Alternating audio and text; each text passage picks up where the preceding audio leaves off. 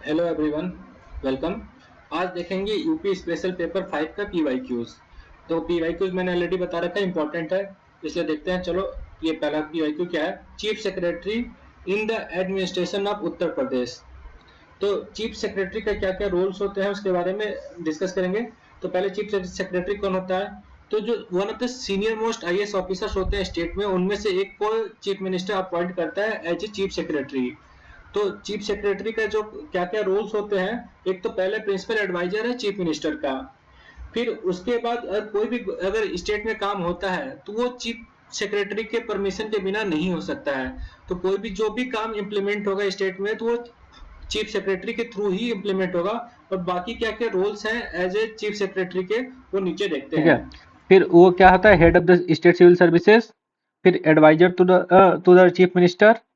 Coordination among the government departments, बाकी जो भी डिपार्टमेंट्स है जैसे पुलिस डिपार्टमेंट हो गया या फिर हमारा सिविल एडमिनिस्ट्रेशन हो गया, दोनों के बीच में कोऑर्डिनेशन कैसे करना है, उसके लिए कौन इंचार्ज हो जाता है? तो ये वही चीफ सेक्रेटरी। ठीक है। फिर executive head of the state government, यानी स्टेट गवर्नमेंट का कोई भी डिसीजन होगा, कोई भी होगा, तो उस पर साइन किसका रहेगा? चीफ सेक्रेटरी का। ठीक है।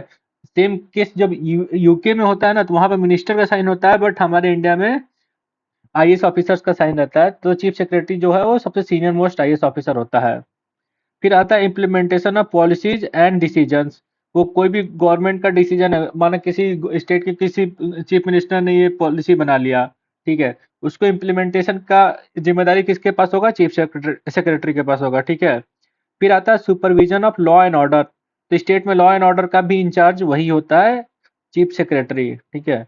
डायरेक्टली नहीं होता है, बट हाँ, पुलिस डिपार्टमेंट है, पुलिस डिपार्टमेंट भी उसी के कहने पे करता है, काम करता है। फिर वैसे ही आता है कि गवर्नर ऑफिस से कुछ काम करना है या कुछ ये कम्युनिकेशन करना है, तो उसके लिए इंचार्ज कौन है? चीफ सेक्रेटरी ही है।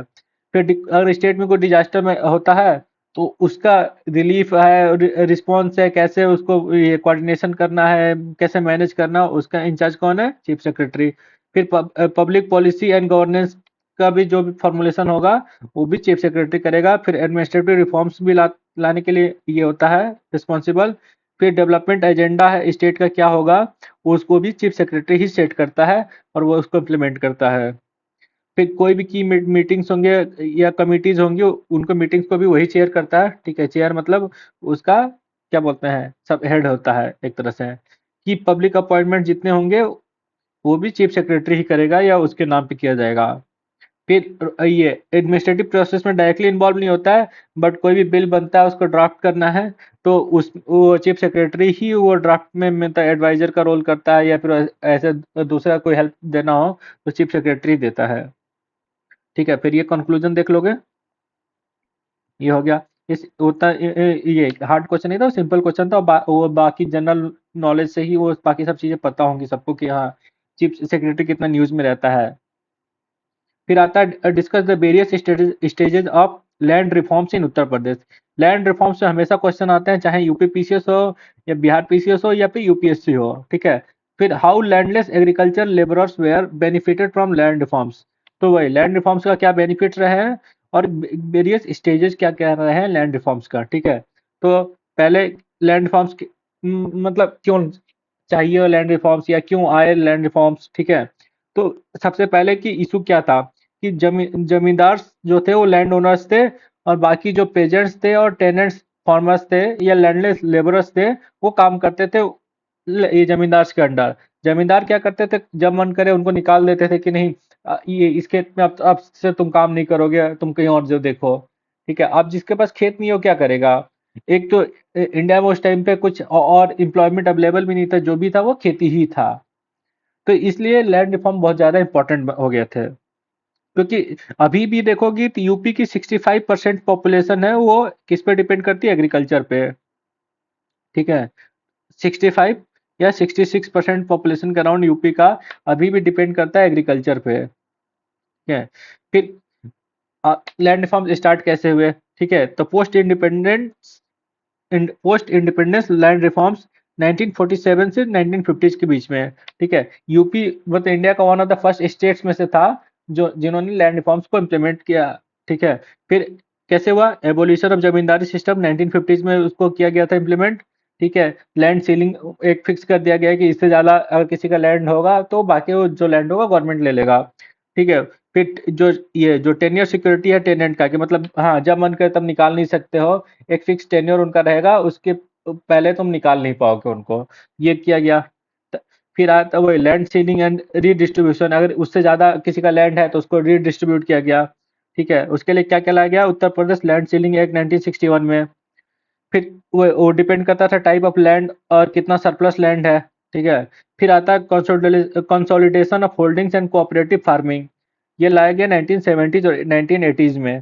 कंसोलिडेशन क्या है कि अगर मानो किसी किसान का एक मतलब जमीन है एक जगह पे है, माना 1 बीघा जमीन एक जगह पे है और 2 बीघा जमीन एक जगह पे है, तो क्या करेगा कंसोलिडेशन में करके उसको लगभग 3 बीघा कर देंगे और एक जगह पे कर देंगे, ताकि उसको इरिगेशन करना हो तो आसान होगा उसमें, अगर मानो हार्वेस्टिंग करनी हो तो उसके लिए आसान हो जाएगा। ये नहीं कि हाँ एक जगह यहाँ पे पहले पानी दिया फिर दूसरी जगह पे फिर वहां पे भी ये हैंडपंप लगाओ, तो ये सब इश्यूज ना है। बट वही वो जमीन थोड़ा सा कम कर देंगे और उसमें से जमीन से कुछ हिस्सा जो कम होगा वो लैंडलेस फार्मर्स को दे दिया जाता है या फिर रोड बनाने के लिए यूज कर लिया जाता है। तो इसको बोलते हैं कंसोलिडेशन। इसके लिए एक डिपार्टमेंट भी सेटअप किया गया है, कंसोलिडेशन डिपार्टमेंट, जिसको हिंदी में चकबंदी भी बोलते हैं। ठीक है। प्रमोशन ऑफ कोऑपरेटिव फार्मिंग, इसको भी काफी ज्यादा प्रमोट किया गया है, ताकि अब मानो इंडिया में इशू सबसे ज्यादा इशू क्या था, फ्रेगमेंटेशन ऑफ लैंड होल्डिंग्स। ठीक है। इंडिया इंडिया में सबसे ज्यादा इशू है फ्रेगमेंटेशन ऑफ लैंड होल्डिंग्स। ठीक है। Of land holdings. ठीक है। ये बहुत मेजर चैलेंज है एग्रीकल्चर सेक्टर का। ठीक है। तो इसको टारगेट करने के लिए कोऑपरेटिव फार्मिंग किया गया। ठीक है। ताकि जो लैंड होल्डिंग्स है उनको मतलब बढ़ाया जा सके। फिर उसके बाद आता है post green revolution and agriculture modernisation. ठीक है। 1970s से लेकर 1990s तक चला था, ताकि इसमें ये हाई इल्ड वेराइटीज को इंट्रोड्यूस किया गया। बट इसका ये फायदा किसको मिला, वेल्दियर फार्मर्स को, स्पेशली अगर यूपी में देखा जाए तो वेस्टर्न यूपी में। ठीक है। वेस्टर्न यूपी को फायदा मिला, वहीं ईस्टर्न यूपी में ये फायदा नहीं मिल पाया। फिर रिफॉर्म्स एंड प्राइवेटाइजेशन लाया गया, ताकि जो खेती है वो मार्केट ड्रिवन हो, मतलब जिस चीज का मार्केट में डिमांड है उसकी खेती किया जाए, ये नहीं कि वही पुराना घिसा पिटा चावल और गेहूं उगा रहे हैं। और मानो जैसे अगर मेरे एक रिलेटिव है वो खेती करते हैं, किसके, स्ट्रॉबेरी की खेती करते हैं, तो स्ट्रॉबेरी काफी ज्यादा डिमांड रहता है, काफी ज्यादा वो प्राइसी है। तो अगर ऐसी चीज फिर एक मेरा फ्रेंड है वो काला नमक राइस की खेती करता है, तो अगर ऐसी चीजों की खेती किया जाए जिनका डिमांड है मार्केट में, तो उससे क्या होता है कि जो फार्मर्स है उनकी इनकम भी बढ़ेगी, उनका जो लाइफ स्टाइल वो भी इम्प्रूव होगा और एम्प्लॉयमेंट भी बढ़ेगा और एक स्टेट की इकोनॉमी में भी कंट्रीब्यूशन होगा। ठीक है। फिर और क्या, benefits benefits to landless agriculture labourers. ठीक है। तो जो लैंडलेस एग्रीकल्चर लेबरर्स थे उनको क्या क्या बेनिफिट हुआ, एक तो ये इम्प्रूव सिक्योरिटी हुआ, वही टेन्योर उनका मतलब हो गया, फिक्स हो गया कि हाँ कि उनको ऐसे खेती खेती करने से रोका नहीं जा सकता है। फिर एक्सप्लॉयटेशन कम हो गया, वही जॉब सिक्योरिटी रहा कि हाँ ऑब्वियसली उनके पास खेत है तो वहाँ खेती कर रहे हैं तो ऑब्वियसली अनएम्प्लॉयड भी नहीं रहेंगे, उनके पास कोई एक जॉब है। उनका बार्गेनिंग पावर बढ़ गया क्योंकि उनके पास एक लॉ बन गया जिसके थ्रू बार्गेन कर सकते हैं। ठीक है। लैंड सीलिंग एक्ट लगाया गया ताकि मतलब एक एक अमाउंट फिक्स अमाउंट से ज्यादा लैंड किसी कोई रख ना पाए। ठीक है। उससे ज्यादा अगर लैंड हो तो वो डिस्ट्रीब्यूट किया जा सके। ठीक है। Consolidation of holdings and cooperative farming, वही जो ऊपर बताया, welfare programmes and social safety nets. ठीक है। ये सारे प्रोग्राम इशू ये किए गए हैं ताकि लोगों को मतलब ये सोशल सिक्योरिटी मिल सके। ठीक है। फिर वही है कि और भी चीजें क्या क्या करनी है, ताकि एक तो employment generation through development of secondary and tertiary sectors. ठीक है। तो अगर यूपी है तो यूपी जैसे जगह पे इतने ज्यादा पॉपुलेशन है, तो अगर इनको एम्प्लॉयमेंट देना है तो सबसे ज्यादा कोई एम्प्लॉयमेंट दे सकता है तो वो है सेकेंडरी सेक्टर, मैन्युफैक्चरिंग सेक्टर। ठीक है। उसके बाद टर्शियरी सेक्टर भी एम्प्लॉयमेंट दे सकता है और टर्शियरी सेक्टर में इनकम ज्यादा अच्छा रहता है कंपेयर टू सेकेंडरी सेक्टर। तो टर्शियरी सेक्टर से जो लाइफ स्टाइल है, ये जीडीपी पर कैपिटा है, वो काफी ज्यादा इंप्रूव हो जाएगा। फिर जैसे यूपी है तो यूपी में फूड प्रोसेसिंग इंडस्ट्रीज को भी बढ़ावा देना चाहिए, और एलाइड सेक्टर्स होंगे जैसे हॉर्टिकल्चर हो गया, ये या फिर एनिमल रियरिंग हो गया, मिल्क का प्रोडक्शन हो गया। तो इन सब चीजों को बढ़ावा देने से भी जो ये जो लेबर लैंडलेस लेबरर्स हैं या फिर जो पॉवर्टी है उसको एलिविएट किया जा सकता है। फिर क्या कि वही डिपेंडेंस कम किया जाना चाहिए एग्रीकल्चर पे। इतना 66% के अराउंड पॉपुलेशन, 65% के अराउंड पॉपुलेशन एग्रीकल्चर में इन्वॉल्व है।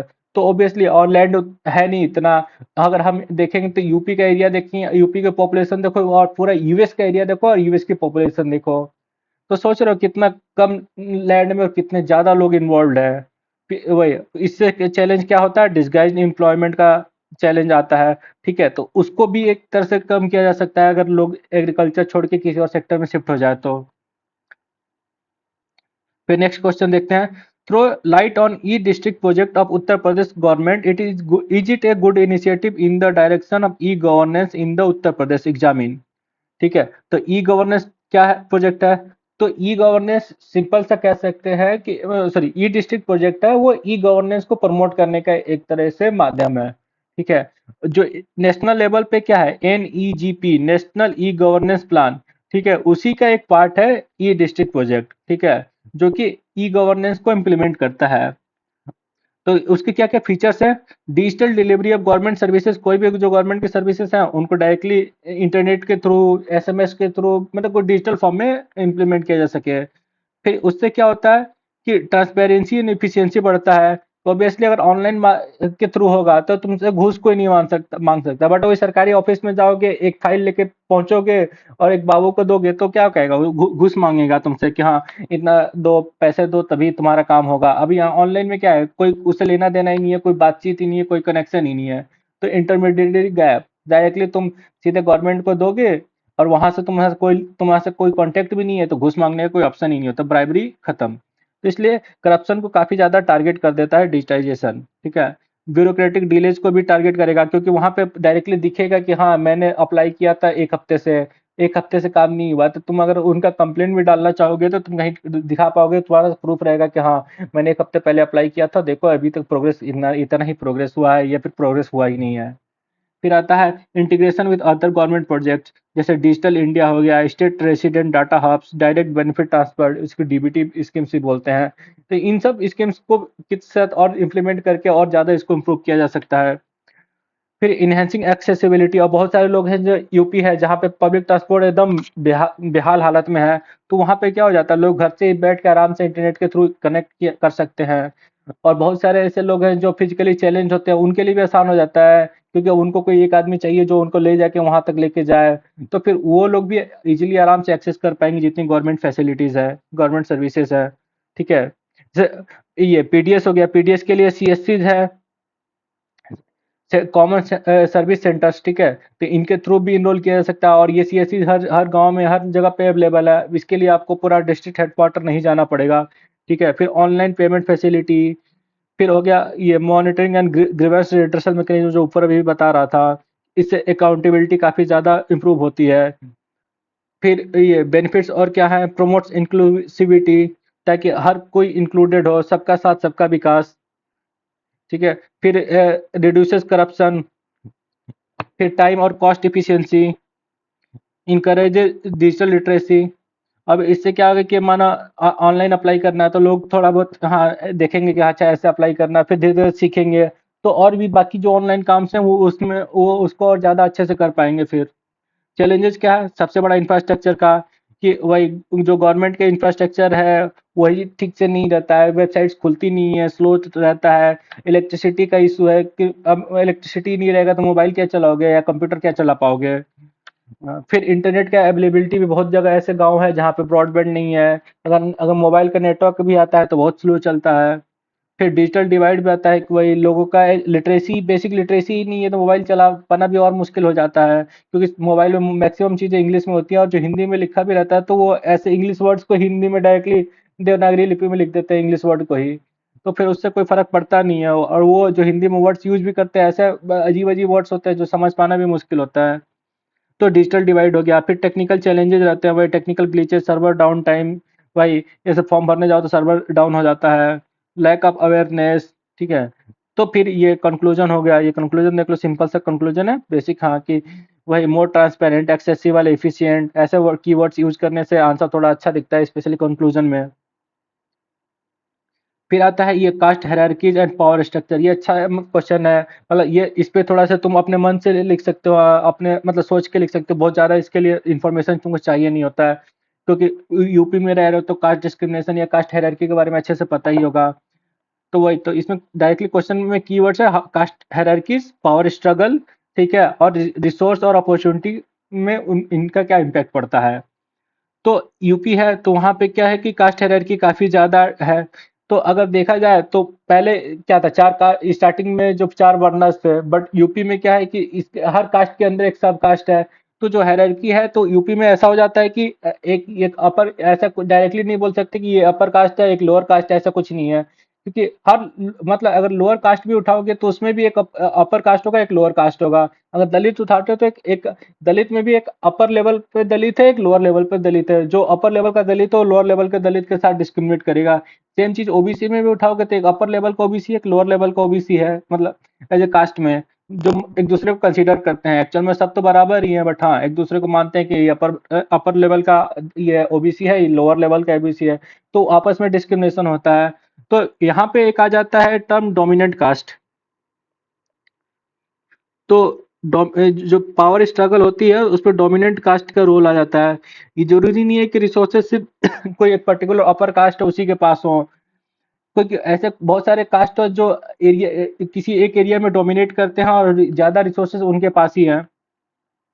अगर अगर ऐसा देखा जाए तो जैसे सपा के टाइम पे तो क्या था कि जो डोमिनेंट पावर था वो यादव लोगों के पास था, कि कोई भी गवर्नमेंट रिक्रूटमेंट भी होता था तो उसमें यादव लोगों को ज्यादा ये मिलता था, पावर मिलता था, जो एम्प्लॉयमेंट में जो उनका नंबर है वो ज्यादा रहता था।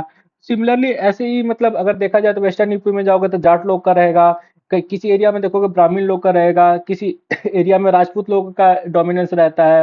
वो डिपेंड करता है एरिया टू एरिया, और मतलब कौन सा गांव है क्या है।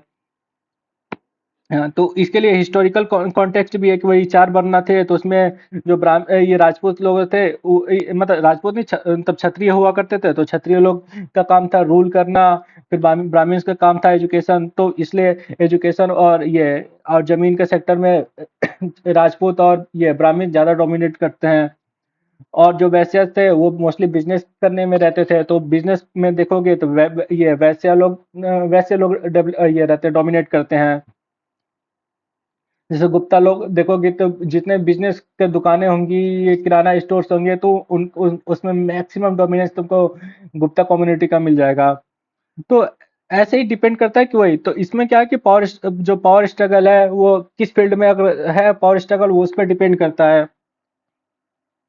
तो देखा जाए लैंड एंड इकोनॉमिक रिसोर्सेज हैं, तो most of the land and economic resources upper caste के पास रहते हैं, या फिर ओबीसी के कुछ कुछ कास्ट हैं जो डोमिनेंट कास्ट हैं उनमें उनके पास रहती हैं। हम्म। फिर ऐसे ही देखोगे तो लैंड ओनरशिप का डिस्पैरिटी हो गया जैसे अभी, ठीक है। वही तो माना कोई दलित है तो उसके पास लैंड कम रहता है, वही अगर उससे अपर कास्ट है या ओबीसी है तो उसके पास थोड़ा लैंड ज्यादा रहेगा। फिर वही क्रेडिट है, अगर तुम्हारे पास लैंड नहीं है या फिर तुम्हारे पास कुछ जान पहचान नहीं है तो फिर तुमको क्रेडिट मिलने में दिक्कत होती है। फिर गवर्नमेंट एम्प्लॉयमेंट में भी चैलेंजेस है, क्योंकि अगर तुम्हारे पास एजुकेशन नहीं रहेगा तो फिर गवर्नमेंट एम्प्लॉयमेंट नहीं मिलेगा। अगर कोई ये है इंसान है चाहे वो किसी भी कैटेगरी का बिलोंग करता है, अगर उसके पास पैसे नहीं है तो उसको एम्प्लॉयमेंट नहीं मिलेगा, चाहे वो अपर कास्ट हो, चाहे ओबीसी हो, चाहे एससी हो या चाहे एसटी हो। तो उनमें वही जो फायदा ले पाता है जिसके पास ऑलरेडी रिसोर्सेस है। तो इससे क्या होता है, जो गरीब है और गरीब होते जाता है, जो अमीर है और अमीर होते जाता है। फिर जो स्कीम्स भी हैं वही उनका भी फायदा वही ले पाता है जिनका ऑलरेडी वहाँ जान पहचान हो, चाहे वही से चाहे सेम अपर कास्ट हो या लोअर कास्ट हो, कोई फर्क नहीं पड़ता है। जान पहचान है तुम्हारा तो तुम्हारी चलती है, नहीं तो कोई कोई नहीं पूछने वाला है। ठीक है, तो इसमें आंसर थोड़ा ज्यादा ही ये डिफरेंस कर दिया है अपर कास्ट और उसमें। तो ऐसा डायरेक्टली उतना डिफरेंस करके आंसर नहीं लिखना है, तुमको नहीं पता कौन चेक करने वाला है, तो आंसर हमेशा न्यूट्रल साइड में लिखना चाहिए। ठीक है। फिर पीडीएस स्कीम्स हो गया, उसमें भी है कि जो गांव के डोमिनेंट लोग हैं वही ये करते हैं, तो जो गांव के डोमिनेंट कास्ट होगी वही ज्यादा बेनिफिट्स कैप्चर कर लेते हैं, तो इसलिए यूज करना मोस्टली टर्म डोमिनेंट कास्ट का, ठीक है।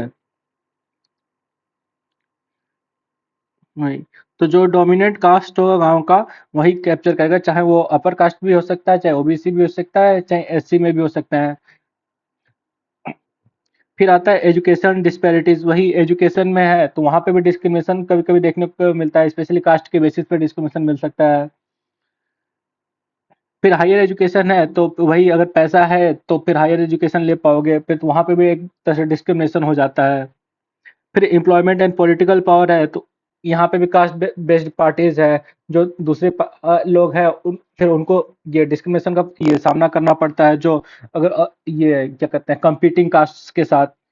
फिर वही और अगर देखा जाए तो छोटे मोटे वर्क्स हो गए, जैसे मैनुअल स्कैवेंजिंग हो गया, तो एक पर्टिकुलर कास्ट को ही मतलब मिलते हैं, जिसकी वजह से क्या होता है कि इकोनॉमी पर निगेटिवली इम्पैक्ट पड़ता है। अगर कोई इकोनॉमिक एक्टिविटी है अगर उसमें ये कर दोगे कि ये लोग नहीं करेंगे तो उससे क्या होगा, निगेटिव इम्पैक्ट पड़ेगा ही पड़ेगा। अब चाहे बेरोजगार है, अपर कास्ट का आदमी है या तो फिर क्या है, वो छोटा मोटा काम कर नहीं पाएगा, वो चाह के भी नहीं कर पाएगा। क्योंकि लोग सोसाइटी में क्या बोलेंगे। फिर है ये सोशल कल्चरल एक्सक्लूजन।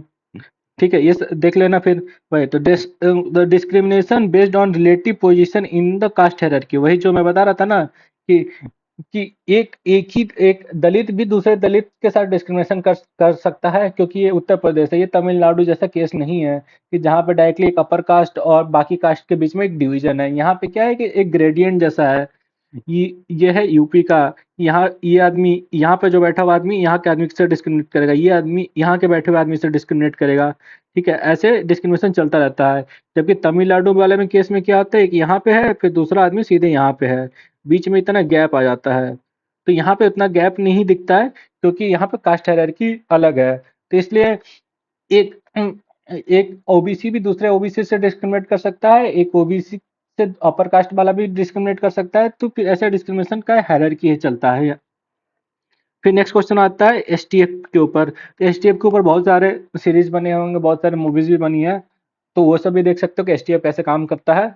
और डायरेक्टली हम उसके बारे में अगर देखें कि क्या क्या चीज़ें हैं, एसटीएफ कैसे क्या क्या काम किया है, तो उसके एग्जांपल्स भी देख सकते हैं। अगर न्यूज़पेपर पढ़ते हैं तो वहाँ से भी एग्जांपल्स मिल जाएंगे। तो सबसे इंपॉर्टेंट रोल आता है गैंगस्टर और माफिया एक्टिविटीज को ये करना, मतलब ऑर्गेनाइज क्राइम को टारगेट करना सबसे बड़ा काम रहता है। Extortion, drug trafficking, illegal arms trade, human trafficking and ransom cases को ये हैंडल करते हैं। फिर काउंटर टेररिज्म और एक्सट्रीमिस्ट ऑपरेशंस में भी इनका रोल रहता है।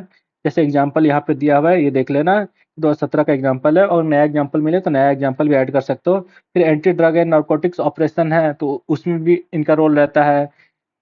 एग्जाम्पल भी यहाँ पे दिया हुआ है। फिर technology and cyber crime prevention है, उसमें भी रहता है कि अगर कोई फ्रॉड हो रहा है उसको भी रोकने का काम रहता है। जैसे कॉल सेंटर चलते हैं, बहुत सारे फेक कॉल सेंटर्स होते हैं जिनका काम ही रहता है लोगों के साथ स्कैम करना। और स्पेशली आजकल तो ये क्राइम्स इतने बढ़ गए हैं कि पूछो मत, डिजिटल अरेस्ट ये सब, तो ये सब लिख सकते हो कि भाई कि इन सारे हब्स को टारगेट करना है। फिर इसे ये झारखंड में जमतारा था। ठीक है, तो ऐसे ही है।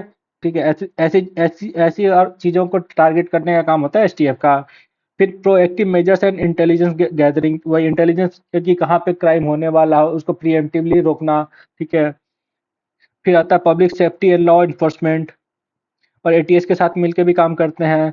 फिर क्या होता है कि जैसे मतलब बहुत सारे एग्जांपल्स हैं, जैसे अतीक अहमद हो गया, उसके एम्पायर को टारगेट करना, उसके मतलब जो क्राइम सिंडिकेट है उसको रोकना और उनका इनकाउंटर करना, उसको अरेस्ट करना।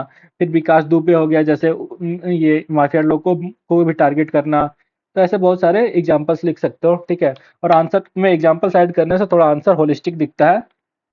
ठीक है, तो आज के लिए इतना ही। चलो, आज थैंक यू। ऐसे ही सपोर्ट करते रहना, कमेंट कमेंट में मेंशन करना, अगर कुछ और किसी पर्टिकुलर टॉपिक पे वीडियो चाहिए तो कमेंट में मेंशन करना प्लीज। हाँ, सपोर्ट करते रहो। धन्यवाद, thank you, have a nice day.